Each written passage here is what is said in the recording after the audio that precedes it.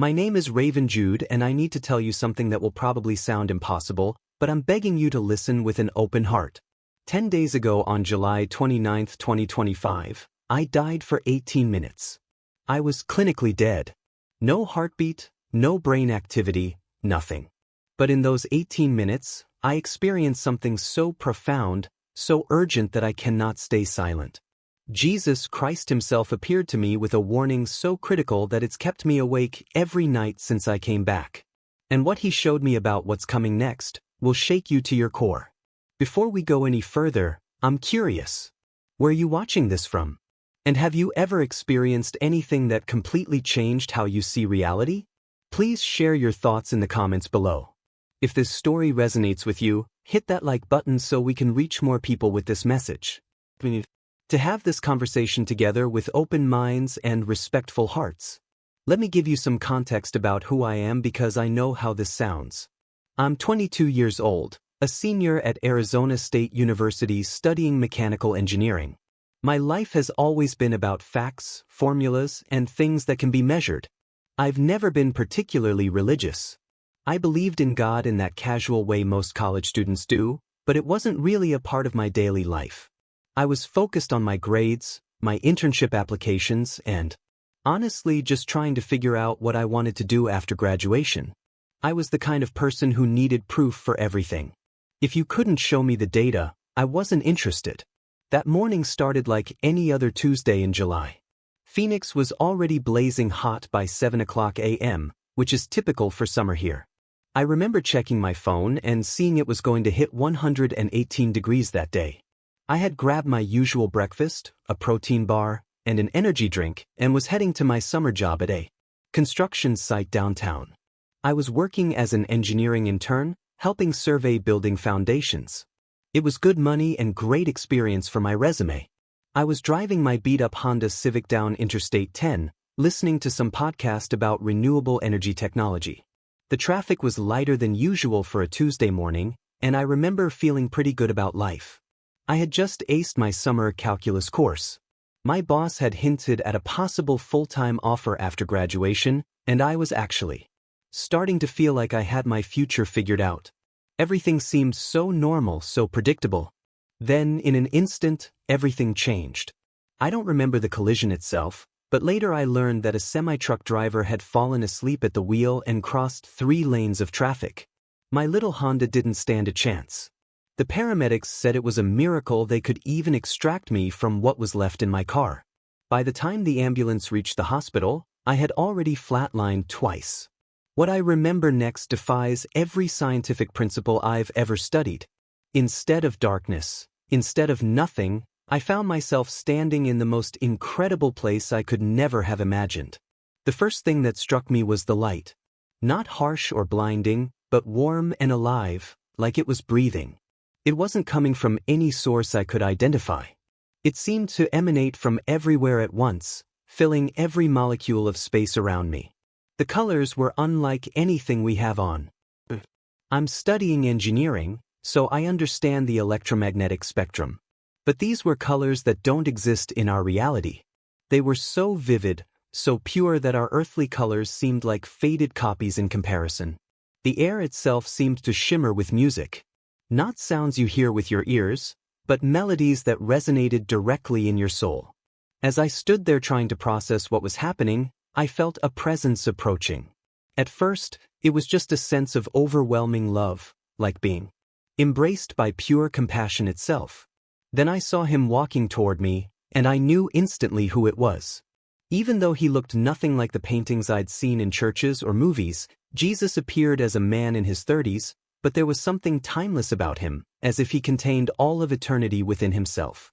His eyes held depths I couldn't fathom, infinite wisdom, boundless love, and a sadness that seemed to carry the weight of all human suffering. When he looked at me, I felt completely known, completely understood, completely accepted. Every wall I had ever built, every mask I'd ever worn became transparent in his presence. His voice when he spoke didn't come through my ears. It resonated directly in my heart, in my very essence. Jude, he said, and hearing my name from his lips was like hearing the most beautiful song ever composed. You have been brought here for a purpose. There are things you must see, things you must share with the world before it's too late. I wanted to ask 1,000 questions, but somehow I understood that this wasn't the time for questions. This was the time to listen, to witness, to receive whatever he needed to show me. The overwhelming love I felt from him was mixed with an urgency that made my soul tremble. Something was happening, something important, and time was running short. The world is entering its final season of grace, he continued, his expression growing more serious. September 2025 represents the last doorway, the final invitation before everything changes. Humanity stands at a crossroads, and most don't even realize it. You must tell them what you're about to see. The space around us began to shift and change, like reality itself was being rewritten. I felt his hand on my shoulder. Not physical touch, but something far more real than anything physical could be. Stay close to me, Marcus. What I'm about to show you will be difficult to witness, but it's necessary. The people need to understand what's at stake. As he spoke these words, I felt a pulling sensation as if we were moving through dimensions I couldn't comprehend. The beautiful space where we had been standing faded. And suddenly, we were somewhere else entirely. Somewhere that made me understand why his message was so urgent. Why this warning couldn't wait. What I saw next changed everything I thought I knew about our world, about time, about the future that awaits us all. Jesus began to show me visions of what's coming. Not just prophecies or possibilities, but events that are already set in motion, already beginning to unfold. And the timeline he showed me starts now in September 2025 with choices that every single person on Earth will have to make. The first vision hit me like a thunderbolt, showing me something happening right now in our world that most people have no idea about. He showed me the spiritual battle that's raging invisibly around us every single day. And how September 2025 marks a critical turning point in that battle. What I witnessed was so intense, so immediate that I realized why he brought me back, why I couldn't stay in that beautiful place of perfect peace. People need to know what's happening. They need to understand that the choices they make this month, the decisions they make about their faith, about their lives, about their relationship with God will determine not just their own eternal destiny, but the destiny of everyone they love. The first vision Jesus showed me was unlike anything I could have prepared myself for. We were standing above what looked like a massive city, but I could see through buildings, through walls, through the very fabric of reality itself. I could see into people's hearts, into their souls. And what I witnessed there broke my heart. I saw millions of people going about their daily routines, completely unaware that spiritual forces were battling for their eternal souls right around them. These weren't metaphorical battles. They were real visible conflicts happening in dimensions just beyond human perception. Dark entities moved through crowds, whispering lies and deceptions while beings of light tried desperately to break through the spiritual blindness that had settled over so many hearts. "Look closely, Marcus," Jesus said, his voice filled with deep sorrow. "See how they have been deceived into believing that this temporary world is all there is. They chase after things that will turn to dust while ignoring the eternal treasures I have prepared for them." I watched as people rushed through their lives, focused entirely on their careers, their social media presence, their material possessions. The dark entities seemed to feed off this distraction, growing stronger every time someone chose temporary pleasure over eternal truth. But what struck me most was how easily people could break free from this deception. If only they would turn their hearts toward God, even for a moment. Then Jesus showed me something that made my engineering mind struggle to comprehend. He revealed that time itself operates differently than we understand. September 2025 isn't just another month on the calendar. It's a convergence point, a moment when spiritual laws and physical laws intersect in ways that create unprecedented opportunities. Every generation has its appointed time, he explained. But this generation, your generation, has been given a unique window. The spiritual atmosphere of September 2025 has been prepared for a great awakening. But it requires human cooperation. It requires people to choose faith over fear, love over selfishness, eternity over temporary comfort. I saw waves of spiritual energy building across the earth like a massive storm system preparing to break. But this wasn't a destructive storm. It was a storm of grace, of mercy, of divine intervention. However, just like any storm, people needed to prepare for it. Those who were spiritually ready would experience it as the greatest blessing of their lives. Those who weren't prepared would find themselves overwhelmed and confused. The second vision Jesus showed me was even more startling. I found myself looking at what appeared to be a timeline stretching from September 2025 into the future. But this timeline wasn't fixed. It was fluid, changing based on the choices people were making right now in real time. Free will, Jesus said, noticing my confusion. I have given humanity the power to choose their destiny, both individually and collectively. What happens after September 2025 depends entirely on how people respond to the opportunities I'm giving them this month. I saw two distinct paths branching out from September 2025.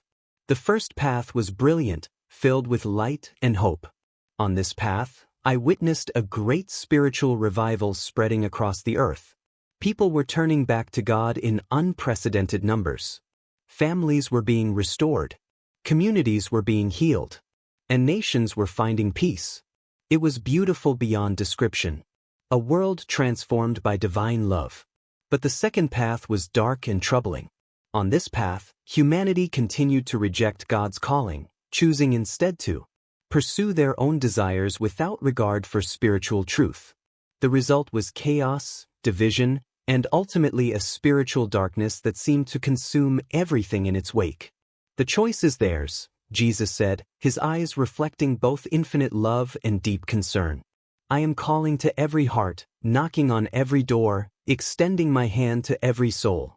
But I will not force anyone to choose me. That decision must come from their own free will. What shook me most was realizing that these weren't distant future events. They were starting now today based on decisions people are making as I speak to you. Every person who chooses to open their heart to God during September 2025 is helping to steer humanity toward that path of light. Every person who continues to ignore his calling is contributing to the darker timeline. Then Jesus showed me something personal, something that made me understand why I had to come back and share this message. He revealed that my accident wasn't really an accident at all. It was a divine appointment. Carefully orchestrated moment designed to bring me into his presence at exactly the right time. Your analytical mind, your need for proof and evidence, these aren't obstacles to faith. They're gifts I gave you for this specific purpose, he explained. The world needs someone who can translate spiritual truth into language that skeptical minds can understand. They need someone who can bridge the gap between faith and reason. I realized that every aspect of my life, my engineering studies, my logical approach to problems, even my previous skepticism about spiritual matters had been preparation for this moment. God hadn't made a mistake by calling someone like me. He had specifically chosen someone like me because the message needed to reach people who think like I used to think. The third vision Jesus showed me was perhaps the most urgent. I saw a great spiritual harvest beginning in September 2025, but the window for this harvest was limited. It was like watching farmers who had only a brief period to gather their crops before the season change permanently. Many of my children have been praying for revival, for awakening, for a move of my spirit. Jesus said, those prayers are about to be answered, but the harvest requires workers. It requires people who are willing to step out of their comfort zones and share my love with others. I watched as opportunities for spiritual conversations, for acts of kindness, for moments of witness began multiplying exponentially. But I also saw how easy it was for people to miss these opportunities if they weren't paying attention, if they were too caught up in their own concerns to notice the divine appointments being arranged around them. The vision showed me that every single person has a role to play in what's coming. Some are called to be bold evangelists, sharing the gospel with large crowds. Others are called to quiet acts of service, showing God's love through their actions. Still others are called to be intercessors, praying fervently for the spiritual breakthrough that's coming. But everyone, absolutely everyone, has something important to contribute to what God is doing in September 2025. No one is too young, too old, too inexperienced, or too damaged to be used by God in this critical time. He's looking for willing hearts, not perfect people. As these visions continued to unfold before me, I began to understand the weight of what I was witnessing. This wasn't just about individual salvation, though that was certainly part of it. This was about the entire trajectory of human history being determined by the choices people make this month. Jesus turned to me with an expression of such love and trust that it overwhelmed me. Marcus, I'm entrusting you with this message because time is short and the stakes are higher than most people realize. September 2025 is humanity's final invitation to choose revival over judgment, awakening over slumber, life over death. After this month, the spiritual climate will shift permanently, and the opportunities that exist now will not come again in your lifetime. I felt the full weight of this responsibility settling on my shoulders like a heavy cloak. Here I was, a college student who just weeks ago was worried about internship applications and final exams, being asked to carry a message that could affect the eternal destiny of millions of people. The magnitude of it was almost paralyzing. But then Jesus placed his hand over my heart and I felt a warmth spread through my entire being. It wasn't just comfort. It was strength, courage, and an unshakable certainty that what I was experiencing was absolutely real. Every doubt I had ever harbored about God's existence, every question about the meaning of life, every fear about death, all of it melted away in the presence of perfect truth. "Do not be afraid, Jude," he said, his voice carrying the authority that spoke the universe into existence. "I will give you the words to speak. I will open the hearts that need to hear. Your job is simply to be faithful with what I have shown you." Then he began to show me the fourth and most crucial vision. What happens to those who respond to his call during September 2025 versus those who do not? The contrast was so stark, so definitive that it left no room for casual decision-making. I saw people who opened their hearts to God this month being filled with a supernatural peace and joy that remained with them regardless of their circumstances. They became like beacons of light in an increasingly dark world, drawing others to the truth through their transformed lives. Even when they faced trials and difficulties, they carried within them an unshakable hope that sustained them through everything. But those who continued to ignore God's calling, who remained focused solely on earthly pursuits, gradually found themselves sinking deeper into spiritual darkness. It wasn't that God was punishing them. It was that they were choosing separation from the very source of light and life. Their hearts grew harder, their minds more confused, their souls more empty with each passing day. Is why September 2025 is so critical. Jesus explained, "The spiritual atmosphere during this time makes it easier than ever for people to hear my voice, to feel my presence, to make the choice for eternal life. But once this window closes, the same hardness of heart that has always plagued humanity will settle back over the earth. And it will be much more difficult for people to find their way to me." The fifth vision he showed me was perhaps the most beautiful and terrifying simultaneously. I saw the moment when his patience with human rebellion finally reaches its appointed end. It wasn't anger or vengeance. It was the inevitable consequence of giving people exactly what they had chosen.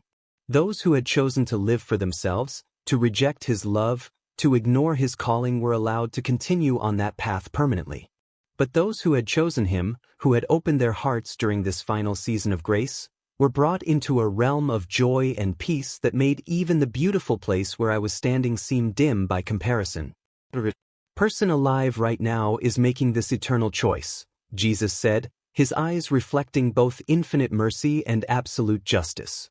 "Some are choosing consciously, others unconsciously, but everyone is choosing. There is no neutral ground when it comes to eternity." As these visions began to fade, I found myself back in that place of indescribable beauty where our encounter had begun. But now I understood that this wasn't meant to be my permanent home. Not yet. I had work to do, a message to deliver, a purpose to fulfill. Jesus looked at me with eyes that seemed to see everything I would face in the coming days and weeks. "When you return, Marcus, some will believe your testimony immediately. Others will mock you, call you delusional, claim that your experience was nothing more than a hallucination brought on by trauma. Do not let their skepticism discourage you. Plant the seeds of truth that I am giving you and trust me to make them grow in the hearts that are ready to receive them. He paused and I could see the weight of all human history in his expression. Remember that I was also mocked, ridiculed, and rejected by many during my time on earth. If they treated the Master that way, they will certainly treat his messenger the same way.